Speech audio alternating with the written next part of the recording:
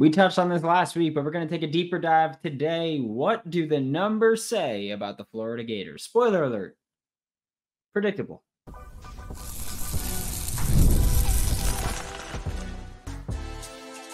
You are Locked On Gators, your daily podcast on the Florida Gators. Part of the Locked On Podcast Network, your team every day. Hello and welcome back to another episode of Locked On Gators, part of the Locked On Podcast Network, your team every day. Thanks for making Locked On Gators your first listen of the day every day. We are available daily and free reviews in the podcast and on YouTube. Happy Friday. I'm Brandon Olsen. Find me on Twitter at WNS_Brandon. Find all my written work with Giants Country and NFL 33. Also, if you haven't seen yet, just saying, Whole Nine Sports on YouTube. I'll put the link in there. But we are starting a Florida Gators dynasty when EA Sports College Football 25 comes out. Today's episode of Locked On Gators is brought to you by FanDuel. Make every moment more as playoffs wind down. The sports stop sporting like we want them to, but this summer, FanDuel is hooking up all customers with a boost or a bonus daily. So there is something for everyone, every day, all summer long. Yeah, visit FanDuel.com to get started. And joining us now is Bud Davis. Joining me now for Locked On Gators is Bud Davis. Bud, thank you again for joining us the second time. I believe we had you on last season during the year, if I'm not mistaken. But if you are a Florida Gators fan, you're probably familiar with Bud, at least a little bit.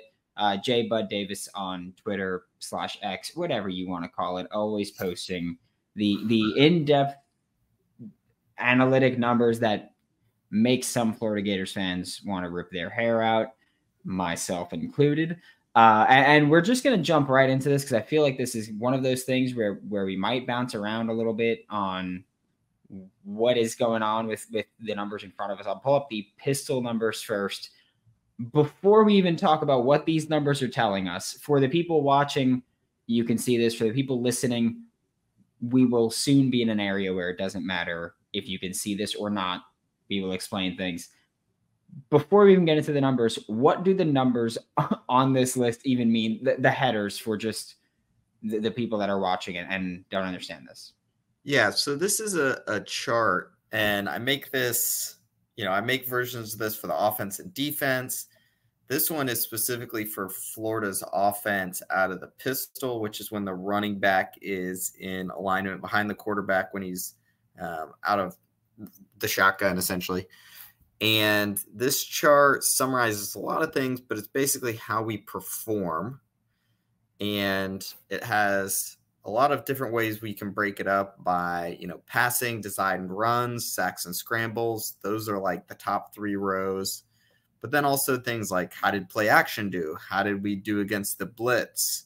Then the middle 2 columns are usage and relative usage. And so usage is how much we did it.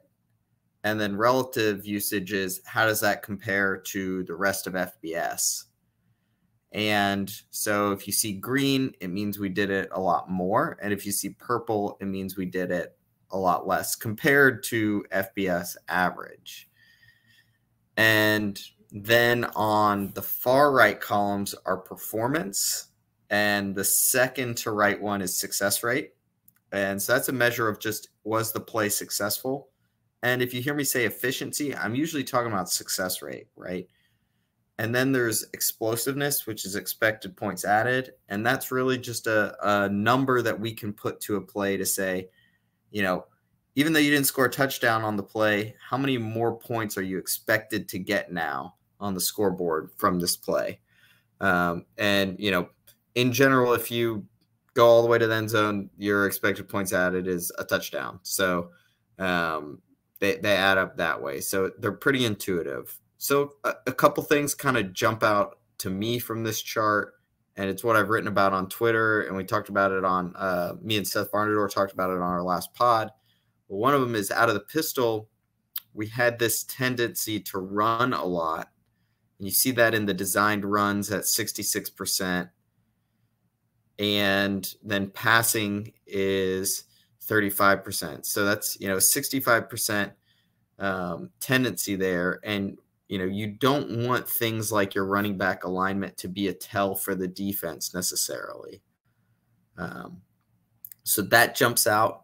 You can see when we're in the pistol, that's usually when we're heavier. That's 12 personnel. And then we see heavier boxes as a result. We run a lot of play action off of it. We have a pretty successful passing game. A lot of the passing game boxes are green. And then our run game out of the pistol is good too. It's not as green as the passing, but it was really effective. So the pistol part of our offense, to me, a couple things, key things. It's the most effective part of our offense. It's pretty predictable in that it leans run, but a lot of it is, you get the wide zone run game out of the pistol and it's flowing one direction, and you use that. You get the defense doing that enough times, and it sets up this play action boot game where you hit those deep passes and you get a lot of value out of them. You can see the value for our deep passing game out of the pistol is really high.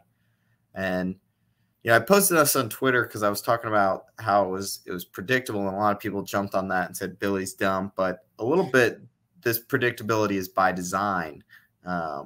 You kind of want the defense cueing run, and we're able to run the ball very well out of the pistol, so it's not necessarily a bad thing at all.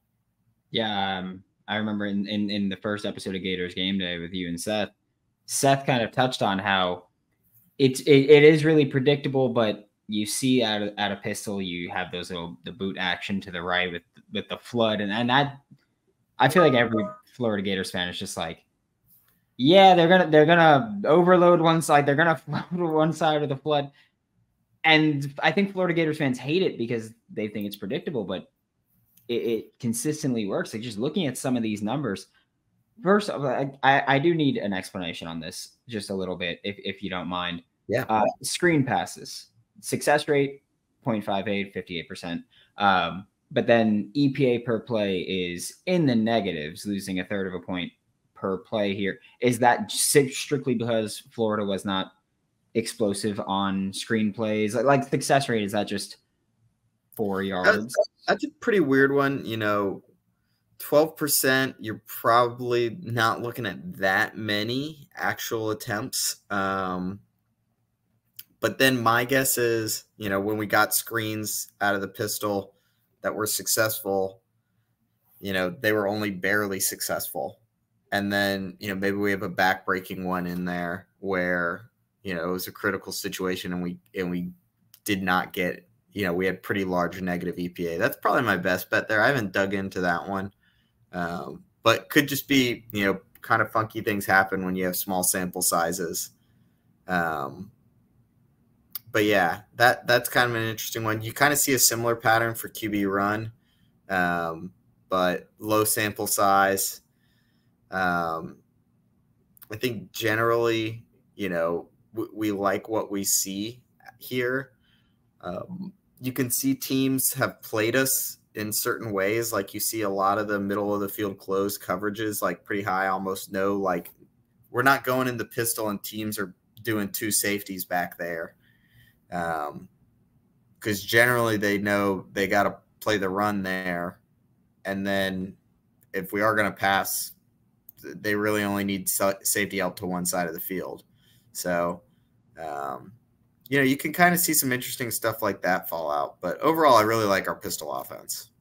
Yeah, I think that, again, I think a lot of Florida Gators fans hate the pistol for just because it's not what everyone does frequently.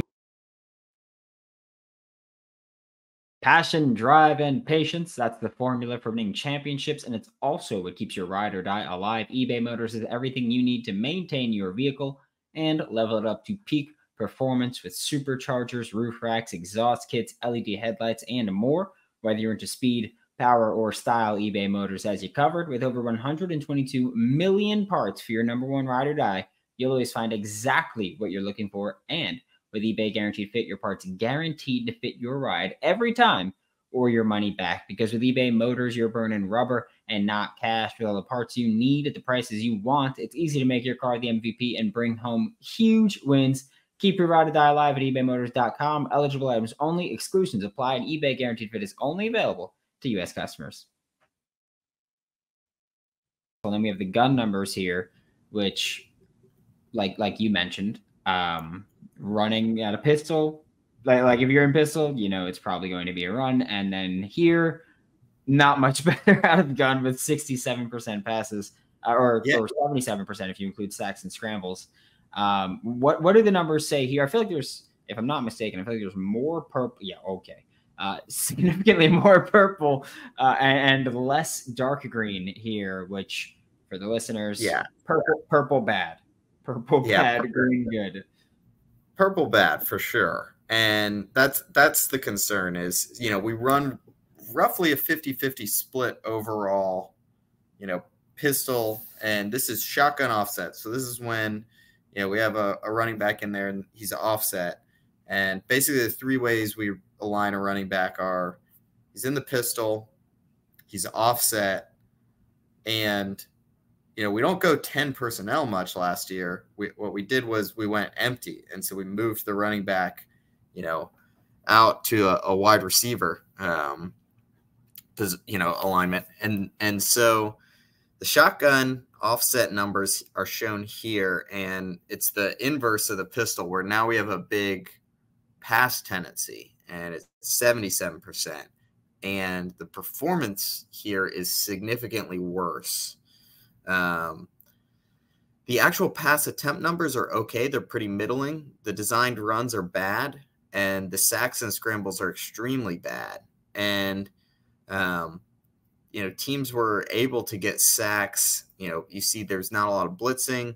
You see now, the passing numbers themselves have gone way down in terms of EPA. The designed runs are almost all negative.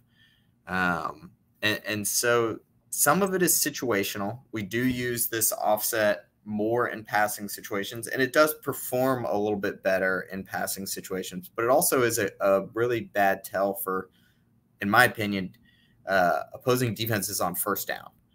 And that's when you want to be in kind of a neutral situation and not giving away your hand as much. But if we go offset there, 3/4 of the time we're passing it, and you don't want to be giving that away like that. And I think that's why we saw, our passing game be so, up and down last year is defenses did have a pretty good idea of what we were going to do and when we were going to do it. Yeah. I remember when you posted these, I didn't even realize how egregious it was. Just like 75% of the time is just insane here. Motion usage is, I feel like it's funny that a lot of people make fun of the Billy Napier offense. It's like, we're going to have that little jet motion come through, and then seeing the numbers and the relative usage is 30% more than most FBS teams or the rest of the FBS. It's just, some of these numbers are insane to me. The tight end just being not only not explosive, but also the success rate being 25% when passing the tight end. And success rate, I'm pretty sure you mentioned with on Gators Game Day with Seth, was success rate is a play that generates positive EPA. It's as simple as that, right? It's not necessarily, like 4 yards, 5 yards. It's just positive EPA per play. Success. That is insane that on just tight end targets, 25% of the time, where for the listeners, compared to wide receivers, 56%, slot receivers, 56%, running backs, 40%, which that is still slightly purple-ish looking, maybe just faintly there.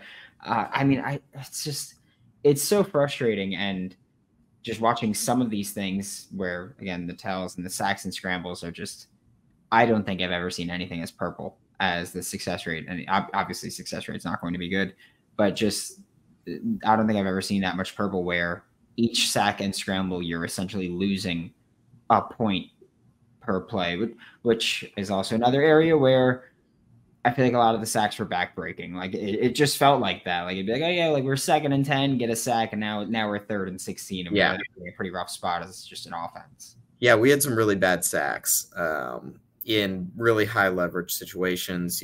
On the opposing side of the field, on critical downs and distances, and it's just really tough. The motion stuff, it doesn't bother me. I like it. It's a unique aspect of our offense. It puts pressure on the defense. you see when we go to the gun offset, that's usually we're in 11 personnel. And it's funny that, when we have only one tight end out on the field, we're really bad at targeting them. But if we have two out there, all of a sudden we're really good. So that's kind of interesting. And, I don't really know if that's a scheme thing where, if we're in 11, he wants to keep a heavier tight end in, and then we're not as much of a passing threat. Could be that. In general, you see the passing struggles here. And it's one thing I'm watching. This first game against Miami, they're a pretty aggressive team at getting after the quarterback. That's something they did really well last year. They blitzed effectively, and their pass rush was so effective that teams were not able to generate explosive passing plays against them because they sacked the quarterback a lot of times. And so this first game, this is kind of what I'm watching is, if we have this tell for the offset running back being a pass play, are we still doing that as a tell? If we are, is the passing game effective? If not, is it because of sacks? And that's kind of my big worry for game one. And that's like one of the main storylines, just try and focus on one or two to watch. And I think that's where my eye is going to be. Out of curiosity, just because I thought about it while we were just talking, does throwaways, are they accounted in here, or are they removed from it? So in pass attempts, there are incompletions there. Not all of the wide slot tight end RB targets will add up to equal the pass attempts.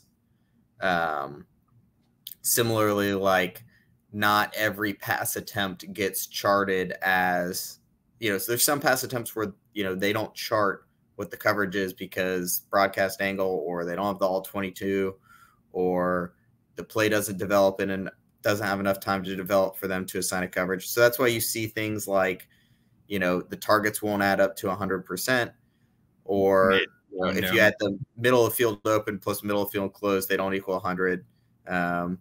Man versus zone doesn't equal 100. Blitz versus no blitz usually equals 100. But things like that. So there are throwaways in there. There are plays that don't get charted. These numbers are kind of just best guesses. And we never actually know the play call, which is always just a really interesting factor in this. So, I think that's the fun part, though, about you and Seth doing Gators Game Day is that you don't know the play call specifically, but numbers can tell you a good portion of it. Film can tell you a good portion of it, even if like on first thought, you could watch something and have an opinion, and the numbers can kind of change it there. I was just curious about the throwaways because of all of those backbreaking sacks that we would see that would then lead to punts. I was just curious if it was included in it. Not that those aren't increasing your EPA per play. And it was something taken away from it. We did a little bit of a look last year at, why is Florida getting so many sacks? And, I kind of had an idea that our throwaway numbers, Mertz didn't throw the ball away very many times last year. Nope. He's kind of like a little statistical outlier in that most of his passes are true targets.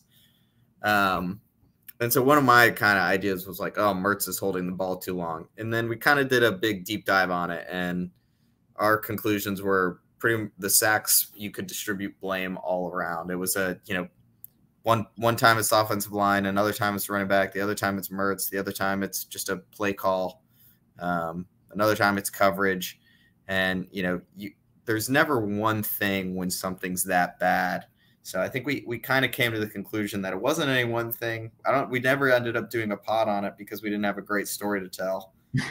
But I think we've kind of come around to actually not having a story is kind of a story in itself. So, yeah, I mean, even on PFF, you look at the pressures allowed, and Graham Mertz has responsibility for obviously, almost 10% of them. Offensive line has a bunch, running back has a bunch, inline tight end has a bunch. Just that stat that they have is just. A lot of responsibility thrown on there, and Graham not throwing the ball away at certain points just was killer. And while we're talking about negative things, It's defense time. I love sports. I love them so much that I never want them to stop. But as the playoffs wind down, we get fewer games, and the sports just don't sport like I want them to. But FanDuel lets me keep the sports going whenever I want. All I got to do is open the app, dream up bets anytime I'm in the mood. And this summer, FanDuel's hooking up all customers with a boost or a bonus daily. That's right. There's something for everyone every day all summer long. So head over to FanDuel.com and start making the most out of your summer. And remember that FanDuel is an official sports betting partner of Major League Baseball. I'll let you walk us through the numbers here at first, but yeah, there's a lot of purple here, and purple's still bad, listeners and viewers. Purple's still bad for defense. Yeah, and a couple of things jump out. One is, in aggregate, the offenses we faced played us pretty typical. You don't see a lot of, oh, well, they had this clear weakness, so we went after that. The run pass sack splits are all right down FBS average. Our sacks were not in high leverage situations. 0.52 is probably on the lower end of a good EPA from sacks. We did pretty good against designed runs. We did okay against, passing, but that was definitely the worst part of our defense. In general, our success rate numbers are pretty good. And really where we got burned is on explosive plays, and you see that showing up in the EPA column as a lot of purple and light purple. So, on an average play, we did okay, but then when it was bad, it was really bad. And that's what got to us. And I think for me, we had a particularly bad linebacker cover core. You see that slot target, tight end target are pretty brutal. We missed a ton of tackles out of the nickel. I think you kind of see that show up in the outside run. You might just kind of see it show up in the slot targets there, but that's where we missed a bunch of the tackles. We played pretty average in terms of the coverages we used. We were a little bit more middle of the field close, which is so that's like cover 1, cover 3. That's when you got a safety in the middle of the field. Blitzed a little bit more than average, but nothing crazy. Blitzes didn't perform particularly well.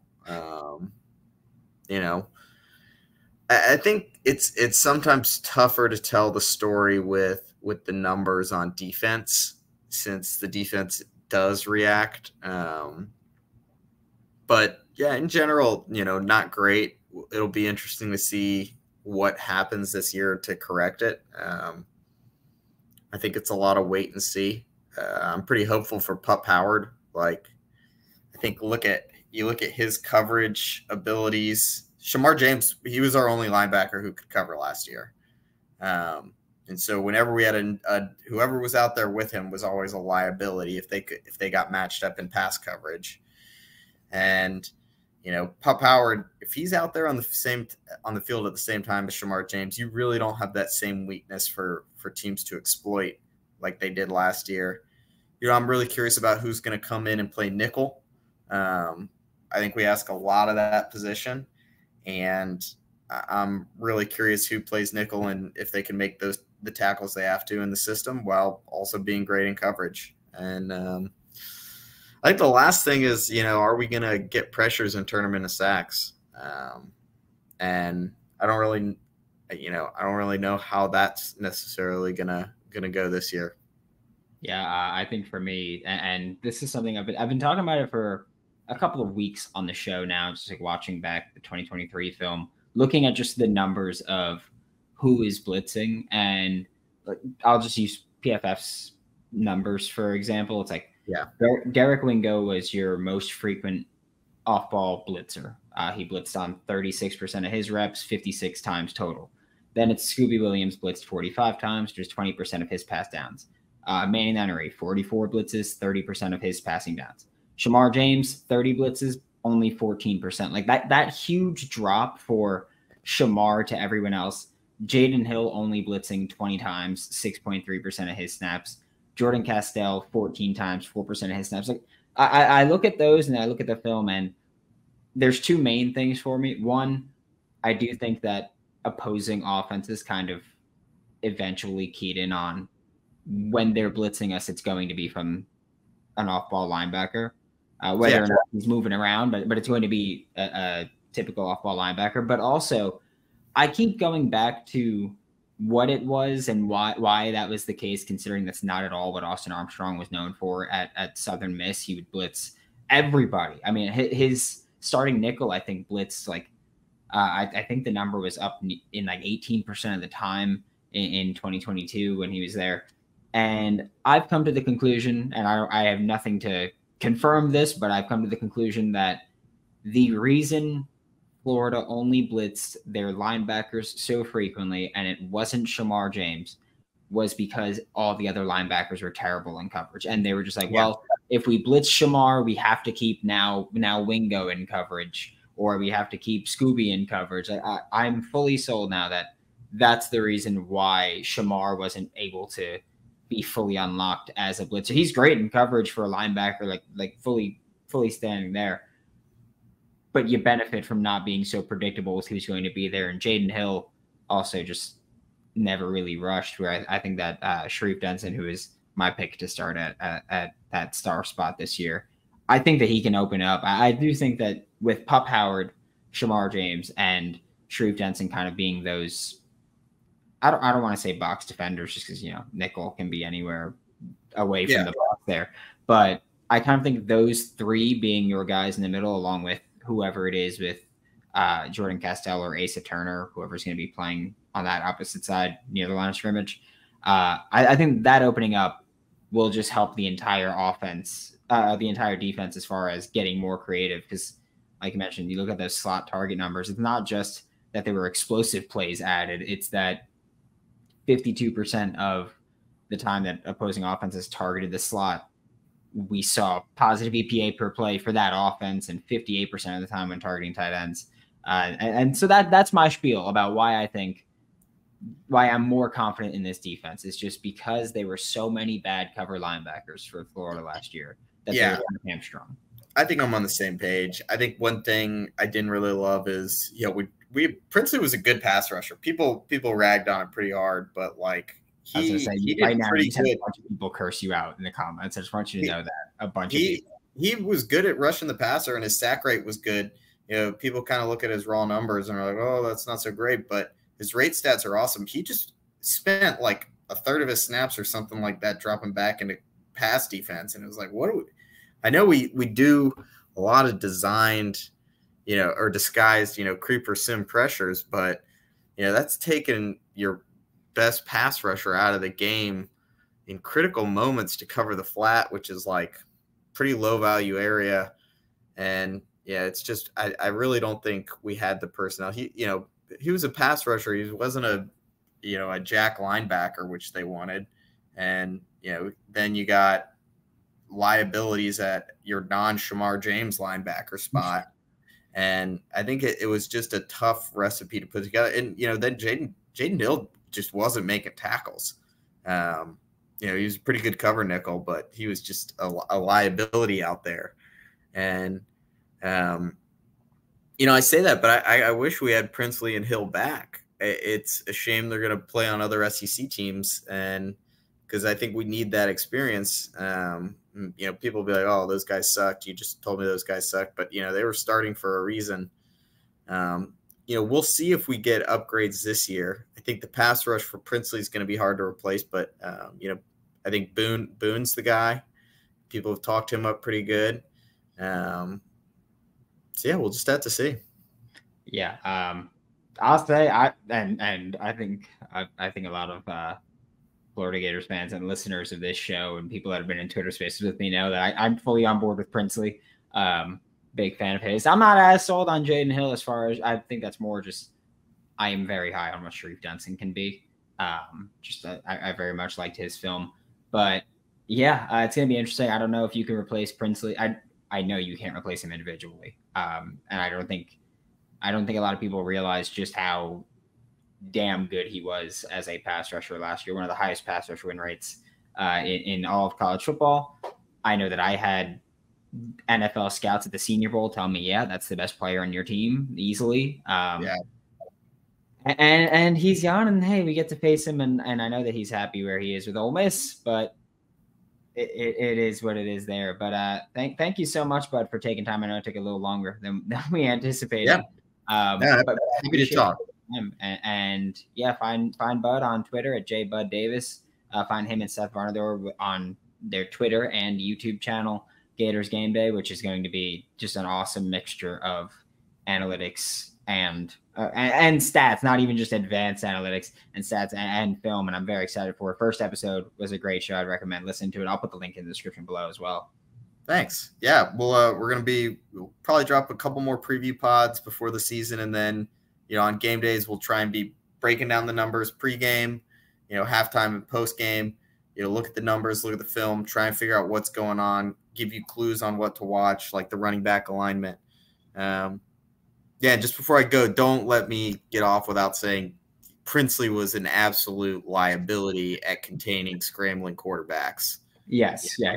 That was just, terrible, So, yeah, he wasn't perfect. No, yeah, definitely not perfect. But thank you so much, Bud. Thanks for making Locked On Gators your first listen of the day, every day. We are available daily and free wherever you listen to the podcast and on YouTube. We'll be back Monday, unless there's some kind of news this weekend. I don't think there will be, but we'll be back Monday. And then next week, EA Sports College Football 25 comes out. For Locked On Gators, I'm Brandon Olsen. Don't forget to follow me on Twitter at WNS_Brandon. Find all my written work with Giants Country and NFL 33, and I'll see you all next time.